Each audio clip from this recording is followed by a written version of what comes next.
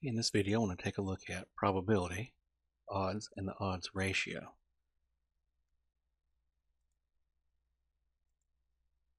So for probability, let's say we had 100 people entering a grocery store and 60 of them purchased something from the produce department and 40 didn't.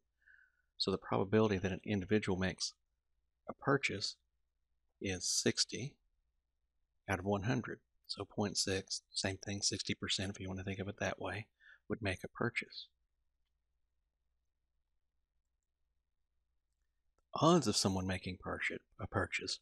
Now we have 60 that make a purchase and 40 do not. You could say 0.6 and 0.4 would be the same thing.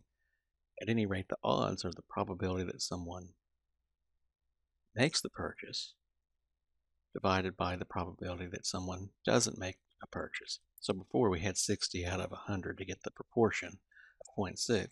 Now we have 60 divided by 40, those that did make a purchase, those that didn't. We have the odds of 1.5. That means that someone who enters that grocery store is 1.5 times as likely as someone who to make a purchase as to not make a purchase.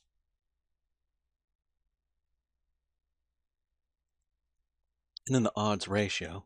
Now we have two groups. We have 50 women, 40 make a purchase. So the odds are 40 divided by 10, the 40 who did and the 10 who didn't.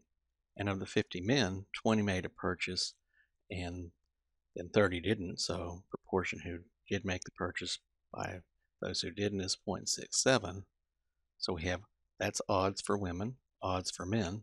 The odds ratio is the odds for one group, we'll take women, divided by the odds for the other group, which is men. So 4 divided by 0.67 is 5.97, or 6 if we hadn't done any rounding before.